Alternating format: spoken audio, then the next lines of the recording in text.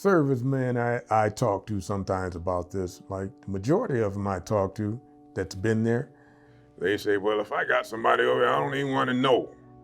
But I'm different than them. I don't look down on them for saying that. And I can't even imagine not knowing if you have a child in this world somewhere. To know that I have a child out there in the world and to just say, well, I don't care if I ever meet him or not, I just can't think that way. I was drafted in 69, 70. Those were turbulent times back then. They were desegregating the schools around here at the time. And so I was going to an all-black high school at the time, and they kind of broke it up. And so they put a little of us in this school and a little of us in another school, and you had problems when you went to the other folks' schools at the time. So I got into a couple of scuffles at the school that they put me in. So they sent my name to the draft board and they drafted me. So Asamu, you get to Vietnam. What happened that day? We came in Thompson Air Base, and they rushed us to these, they were like school buses that had fencing around the windows and things, grills and things around the windows.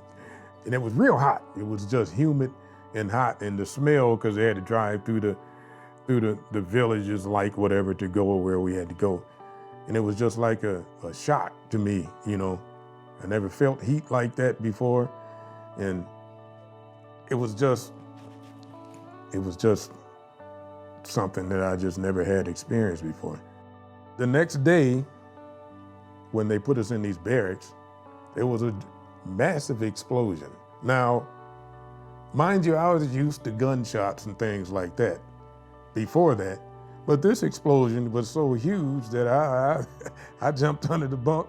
I didn't know what was going on. Turned out it was an ammo dump that they were blowing up. That's why it was so massive.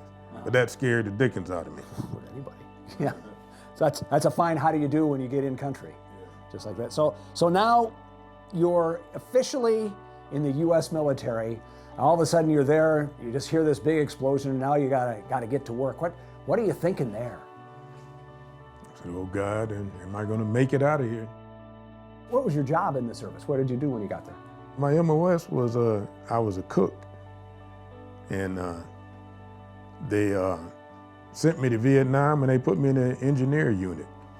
And so I was in various engineer units, and they just traveled all over the place and scraping off all the vegetation stuff, and then we had to scrape off the top, and then we built the fire base for the infantry to come in.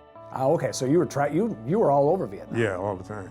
So you're at one of those base camps out in the middle of nowhere. You had a social life because you met a young woman. Yes, I did. Her name was Lan, Nguyen Lan. The day I first met Lan was, I can't tell you the exact date or the time, but we had moved to another area and was building another fire base. So it was out of the area that was before in a new area, so a new group of Vietnamese would come soliciting to make money to wash and things. Like men would come to work the latrine duty things and all that kind. So it was a new group that came in. Well, they would come in on the trucks in the morning. I wouldn't be around. You'd leave your clothes outside the bunker because you lived in underground bunkers, and you leave them out there, and whoever was assigned to your clothes would take them down to the river and wash them and bring them back and have them for by the time you got off duty and you come back. And I kind of just noticed her, you know, out of all of the rest of them, and she kind of noticed me. She was about 17, 18, and she was beautiful. And she told me that she was part Cambodian, is what she told me, you know, because she was a little darker than the other Vietnamese girls, you know what I'm saying? She spoke English. She spoke broken English, yeah. Did you speak a little Vietnamese as well? Not very much, but we communicated. So once you met her and she was taking care of your laundry, she followed you from base camp to base camp? Yes, somehow she found out where we were going to be next. I don't know how she done that, because I didn't know where we were going to be next. He just ordered us to pack and we had to just move on. But They followed us to the next area, the last fire base that was built there. She followed us there. And I was glad that she did. She just took a liking to me, and I kind of took a liking to her, and she would work for me, and we kind of formed a relationship. My days were winding down. The week before I left, she just told me that she was pregnant, you know. And some GIs are capable and able to, I don't know, marry him or bring him back or whatever, but I didn't have that ability. Being in the unit I was in and the situation I was in, there was nothing I could do. We had to leave it at that. Must have been emotional, maybe? You're leaving Vietnam at about 71, 72. Yeah. That's basically the end of the war at that time, right? I mean, you're not just pulling out, everybody's kind of pulling out at that time. So you're leaving, you're getting the heck out of the place you want to get the heck out of at the same time, but you're leaving behind this young woman with your child. What are you thinking about that? Well, I'm very family orientated, so that always stuck with me, that I was incapable of doing anything about that, you know. So I had to continue on, and when I got back to the States, I met another lady and ended up getting married, but I told her that there's a possibility that I have a daughter or a son in Vietnam. And if she had any problems with that, then we could just break it off now, because if I find out and if I can do anything about it, I'm gonna try to find him. So my first wife, she understood that. And as the kids started coming, I would tell my sons and daughters that they might have a brother or sister in Vietnam. So ever since they were small, they grew up knowing that they have somebody over there, but we didn't think that we would be able to find them or anything. So you never had contact with her again after that. How did you find out that you have a son? I found out from my youngest son, Osai Johnson. Me and him he had talked me into getting onto these ancestry sites to try to find relatives of ours that we had lost track of. And lo and behold, he comes over one day, "Dad." I said, "What, son?" "I found him." I said, "Who are you talking about?" "Our brother in Vietnam. He lives in France." I said, "How you find out that?" "See?" He got it up on the computer and showed me, and that's how we find out. You must have some pride in your son. I mean, he was excited to find out he had a sibling somewhere. Because they all knew. Every single one of my kids knew that there was somebody out there, and that if it was possible, I was going to try to find them. And they kind of believe the things. I don't tell them lies or just try to make believe with them. So they believed me when I said that. And then when that happened, it was just amazing. You know, part of that though, I know my dad would tell me stories and I'd say, "Yeah, Dad." "Yeah, Dad." "Okay, yeah, sure, Dad. You got a kid over there." "Yeah, and then all of a sudden they all found out that they all react the same way with excitement. Were they excited about it? Yeah. They were. My first wife and my second wife now, I told both of them the same thing when I first met them. So they both knew, you know, it wasn't anything that I was wanting to hide or try to run from or anything like that, because I take care of what's mine, no matter where it's at, no matter what somebody might say. It means nothing. Family means everything to me. Tell us about what happened next. Well, his wife. Your son and France's wife? Wife. Okay. Yeah. She's more fluent in English than he is at the time. And she was on social media. And she reached out. So we started communicating. I found out how important she was in this whole situation. She bought him these DNA kits for his birthday last year because he didn't know his father. He didn't know his mother. He loved his adopted parents in France, but that's not the whole story. And he was yearning for more. And she could see that in him. And so she's the one that initiated all this. Inessa. You mentioned that he was adopted and grew up in France, so he speaks French. Yes. He's a Vietnamese, Cambodian American who speaks French. That's. Do you know what happened to Lon? No, all I know is at 3 days old, he was brought to an orphanage by an old woman. So that tells you that she probably had to hide the fact that she was pregnant, by an American or whatever. And like I tell you, it was kind of dangerous outside of the base. You couldn't go out there, you might not come back. So I imagine it was dangerous for them, even to come and work on American bases and go back, and then you got to deal with the Viet Cong at night all the time. So she probably had to hide that. The stories are also that American children that were left behind there are not always treated very well. No, that's right.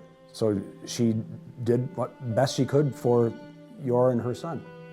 Yes, and I've been contacted by a couple of Vietnamese researchers that would bring certain people to me, and is this her, pictures and all this. And I said, I was, a teenager back then. It's hard for me to try to remember what the people look like now, and then now, you know what I'm saying? So they're trying to find her with, and they say that a lot of those women, when they would come to the American base, they might have had husbands back in the village or whatever. They just went to make money, you know what I'm saying? Right. So they don't know what the situation was. So you haven't met your son yet? No, not physically, no. Soon? Yeah. Nervous? I'm not nervous. No. I'm gonna grab hold to him good, because he's my oldest son. That's kind of interesting too. All of a sudden, I was talking to your formerly oldest son, Omar, a little while ago, and he said, "Yeah, I'm not the oldest anymore." That's kind of a new kind of idea. Wow! And of course, he kind of knew it could be. Oh yeah, he already knew it. But it ain't true till it happens. Yeah. It's easy to say, yeah, I get that, but all of a sudden, if it's true, it's like, oh. Any problem with your wife? No. She's excited. Is she excited about it too? She's excited. My wife and I, we're celebrating our 3rd anniversary, this next one. But when I met her, I told her the same thing. Look now, this is the way it is. And so she's always was aware of that. And then when my son came, and she's just excited. She can't wait. Is your son excited? He's probably a little nervous. Yeah, he's nervous. He talks to me and tells me, he's got broken English, but he tries to tell me, and I can feel him. He's like me somewhat. She describes him to me, because he works in another part of France during the week. So he's on building these factory complexes and pharmaceutical plants and stuff like that. So he's gone from home 6 days a week. He only comes back home. And so she tells me a lot about his ways and things. And when she talks to me, she picks up things that tells me when he's just like you. And she keeps us bounded up. You know what I'm saying? She tells me. You're gonna meet your biological son, who you've never met before, and he's never had any contact with you. But you might find that he actually is just like you. That's it'll be very interesting to see if genetics really does make you a lot like that.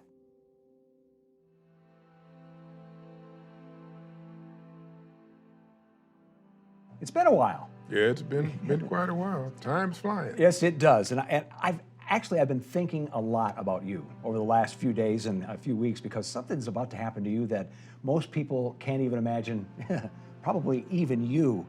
Here we are, the months and years of making up. How are you feeling today? Well, I feel pretty good today. Yeah. I feel my family will be united today. Looking forward to it. Any nervousness at all? Little bit. But being an entertainer, I usually don't get too nervous about anything, but I'm getting a little edgy about this here, because I never expected this to happen. I've seen your family out there, and they are huge smiles. They're having a ball. They're obviously very excited. How are is your family feeling as you look forward to this? They're probably feeling just like me, because since they were small, they always knew of this possibility, and I couldn't tell them how it could even be to find anybody, but they knew someone could possibly be there. You've been planning this obviously for a while. We've been working on bringing your son here for quite a while. So, have you got plans for the visit with your son and your new, older grandchildren? I'm just going to grab hold to them like I do all of them. Tell them how much I love them, and then we'll go from there. Asamu, since you knew that your son's mother was pregnant when you left and you were shipped out of Vietnam, what did you ever imagine happened to your child? Well, I figured there was a couple of possibilities. They might not have survived, and I wanted it to be that they survived, so I always clung on to that hope. But I knew it was times was getting rough, and the situation where we were, I didn't know if they would be able to survive. Just hoped. Yes. Hoped. Did you ever make any efforts yourself to try to find your son? Well, life being as it was, I had a hard time raising those 6 kids of mine before I found this one. And so I had quite a time keeping them straight and getting them on the right path of life. So I knew I didn't have much time during that to try to find anybody. Because my kids would ask me, so, Dad, we gonna try to find them? I said, well, I don't know, son. Or my daughter would ask me that, and I just said, well, I don't know, but maybe. That's all I could say. Did you ever lose faith that you might find him? Did you ever lose faith at all? Did you never give up? No, I would never give up as long as I'm breathing. And I didn't know. I was just hoping that I would be able to find him. You left Vietnam at 19 thinking that you were leaving behind a child, Yes. knowing that you were leaving behind a woman that was pregnant, and Yes. and you came home and worried about this and thought about this for the rest of your life so far. What would you say to that 19-year-old that left Vietnam all those years ago today? Today, Yeah, what would you tell him? that my child survived and we're going to meet him. Well, Asamu, it's time. Let's go meet your son. And I'm ready. Have you thought about from your son's perspective, what it must be like for him to be coming here, as what kind of an only son, and all of a sudden find out that he's the oldest of 7. Yeah. He's got 40 nieces and nephews. It must be overwhelming to him to not have only his immediate family, to having a massive family now. So I can imagine how he feels. He's probably, wow. Just an amazing story. And it's one of those stories you only see on TV, but you never think it's going to happen to me. Yeah. Yep, I can't wait. Well, here we go. Here we go. Just a few minutes now. So. Just a few more minutes.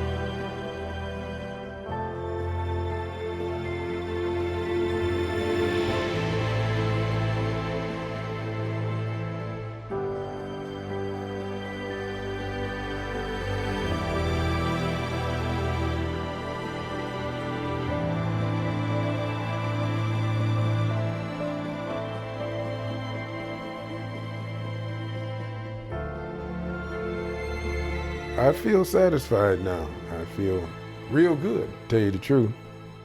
My whole family does feel real, real good.